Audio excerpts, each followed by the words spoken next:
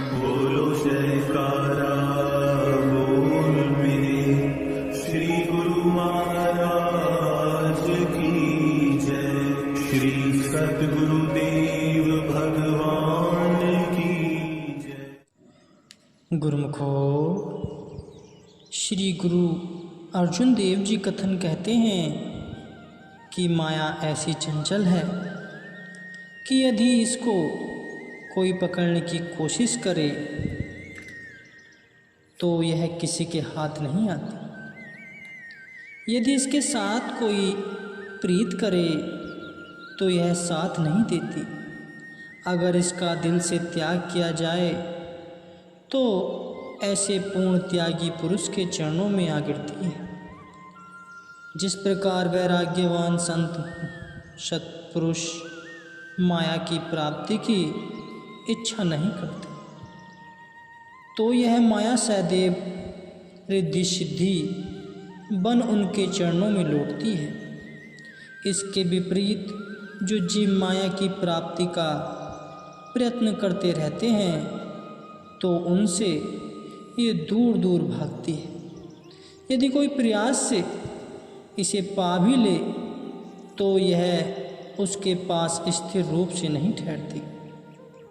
माया के संबंध में संतों ने ऐसा उपदेश दिया है, माया है दो भांति की, दो चलावे रहा, एक मिलावे राम से, एक नरक ले जा। अर्थात यह माया दो प्रकार की, फलदात्री फल देने वाली है। श्रेष्ठ कार्यों में परमार्थ तथा दान पुण्य में खर्च करने वालों को प्रभु प्राप्ति के मार्ग की ओर अग्रसर करती है, और यदि कोई इसे संचित करके रखे अथवा ऐन्द्रिक रसभोगों में खर्च करे तो उन्हें अंत में नरकों का मुंह दिखाने वाली भी यह माया है। इसलिए जो सत्पुरुषों की संगति करने वाले विचारवान पुरुष होते हैं, जिन्हें परमार्थ व भक्ति की कुछ सूझबूझ होती है, वे सांसारिक कार्य व्यवहार करते हुए भी इसे संचित न कर इसे परमार्थ के कार्य में लगाकर सफल करते हैं। प्रत्येक दृष्टांत में स्वयं लक्ष्मी देवी अपनी वाणी द्वारा एक कंजूस सेठ को धन का सदुपयोग करने तथा दुरुपयोग करने से क्या परिणाम हाथ लगते हैं, इस पर रुचि प्रकाश डालते हैं। सत नाम कड़वा लगे, प्यारा लागे दाम, दुविधा में दोनों गए, माया मिली न।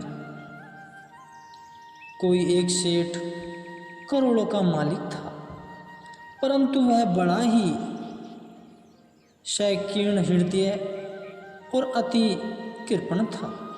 उसे आठों पहर धन एकत्र करने की ही सनक धुन लगी रहती थी।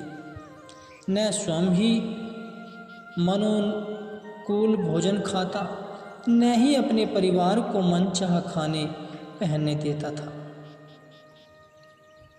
परिणाम स्वरूप इसके घर में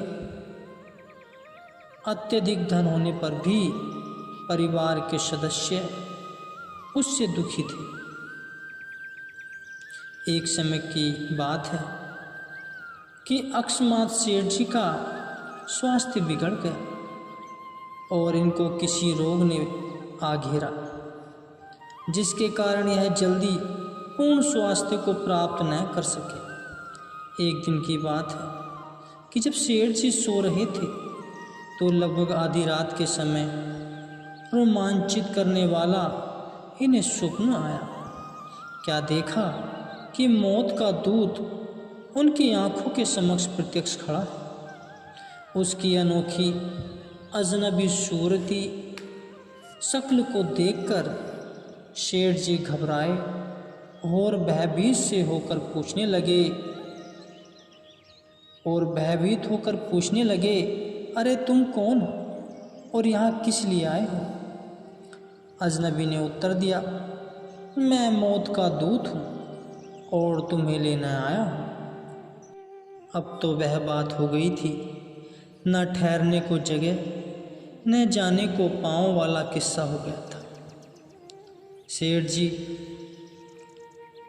जी गिड़गिड़ा कर कहने लगे, अजी मुझे क्षमा कर दो। परंतु उस दूत ने कोई उत्तर न दिया।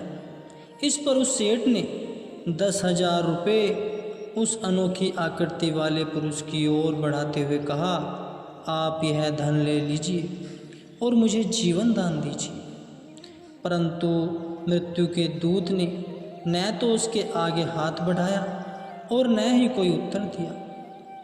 अब सेठ जी ने बढ़ाते बढ़ाते 10 लाख देने को कहा, लेकिन वहाँ से फिर वही कोरा उत्तर मिला। आखिर सेठ ने 10 करोड़ देने का प्रस्ताव उसके सामने रखा, परंतु मौत के दूत ने फिर भी उसके मंतव्य को स्वीकार न किया।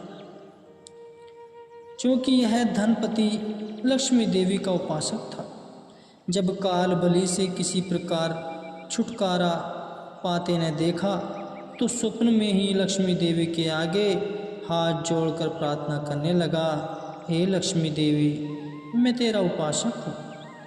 इस आड़े समय में तू ही मेरा एक सहारा है और तुम ही मेरी रक्षा कर सकती हो।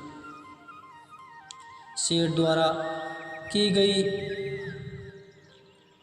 आतुर पुकार को सुन लक्ष्मी देवी साकार रूप में प्रकट हुई और कहने लगी, सेठ जी, तुमने मुझे याद किया तो लो मैं आ गई हूँ, कहो क्या कहना है। सेठ जी कहने लगा, हे माता, मैंने तुझे बड़ी मेहनत व प्रयास द्वारा दिन रात एक करके प्राप्त किया है। इसके अतिरिक्त मैंने तुझे तिजोरियों में सुरक्षित रूप से बंद करके रखा है तथा देवी की भांति तेरी पूजा करता रहा हूँ। अतः हे देवी, अब तुम ही मुझे मौत के पंजे से बचाओ। ऐसा सुनते ही लक्ष्मी देवी आग बबूला होकर कहने लगी, ओ मनुष्य पापी, मैं तुझे बचाने अपेक्षा अभिशाप देती हूँ कि तू नरकों में जाए और प्रलय काल तक कई गंदी योनियों में भटकता हुआ प्रेत, राक्षस आदि बने तथा अंत में सर्प योनि को प्राप्त करे। लक्ष्मी देवी का सेठ को सर्प योनि का श्राप देना विधि विधान अनुसार उचित ही था, क्योंकि प्राचीन सदशास्त्रों को पढ़ने से यह विदित होता है कि मृत्यु के समय इंसान की अंतिम वासना जिस जिस वस्तु में जाती है उसको उसी के अनुसार आगामी योनि मिलती है। जैसे संत सहजोबाई जी की निम्नलिखित पंक्तियों से स्पष्ट है। वे कहती हैं, हमारा प्रसंग चल रहा था कि जब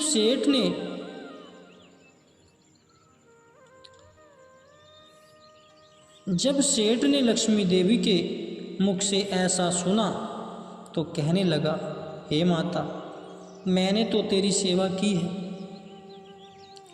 तुझे लोहे की तिजोरी में सुरक्षित रखा और दिन रात तेरी चौकसी करता रहा, और अब तुम हो कि मुझ पर प्रसन्न होने की अपेक्षा श्राप देने लगी हो। इस पर लक्ष्मी देवी अज्ञानी मायासक्त सेठ को प्रबोधित करते हुए सचेत करने लगी, हे सेठ, तनिक ध्यान देकर सुन।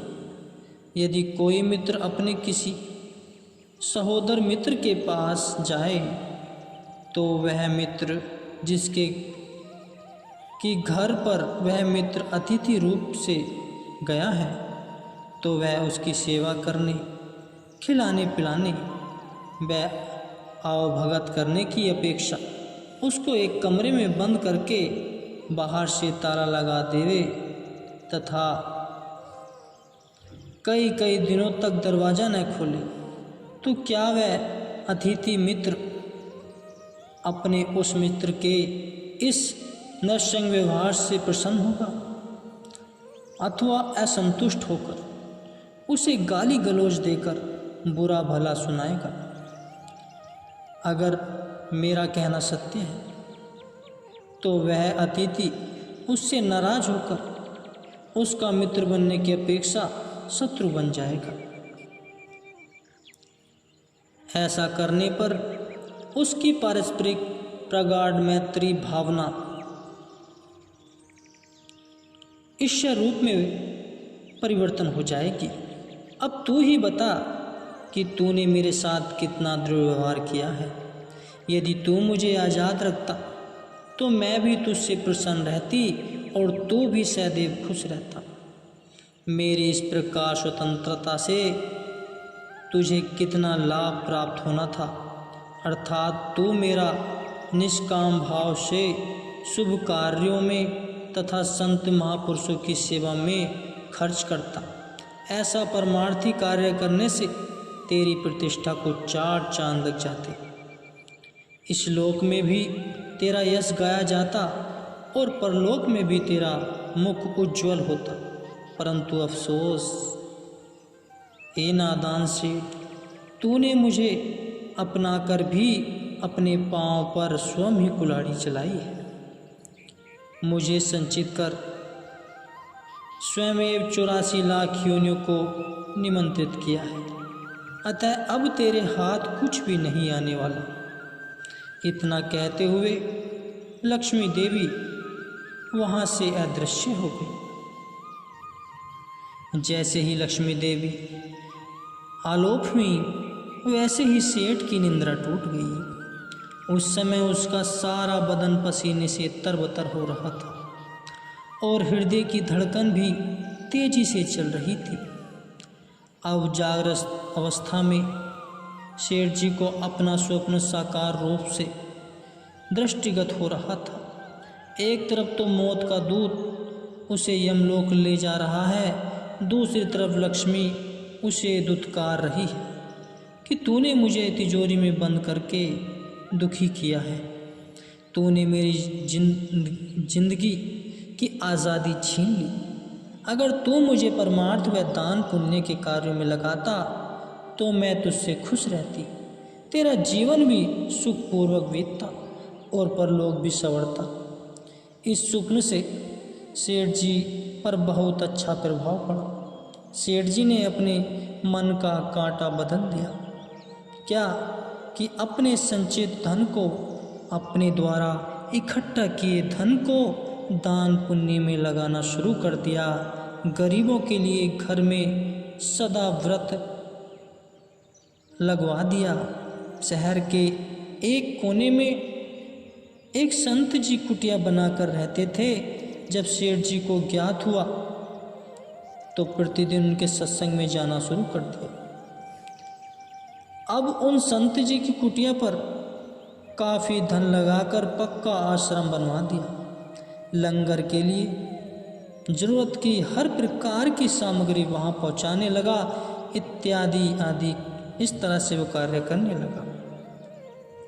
सेठ जी की इस बदली हुई अवस्था को देखकर इस घर के सदस्य व रिश्तेदार हैरान होते कि इसमें यह परिवर्तन कैसे आ गया। पूछने पर सेठ जी सबको एक ही उत्तर देते कि अब तक मैं अज्ञानता के अंधेरे में था, मगर अब मेरी आंखें खुल गई हैं। धन की कमी अब भी उसे न थी, मगर अब सेठ को धन एकत्र करने का लालच न था। धन को परमार्थ के कार्यों में लगाने से उसे हार्दिक प्रसन्नता होती थी। अब सेठ तो अपनी अवस्था बिल्कुल ही बदल ली, क्योंकि जैसा कर्म किया जाता है वैसा ही उसका मन पर असर पड़ता है।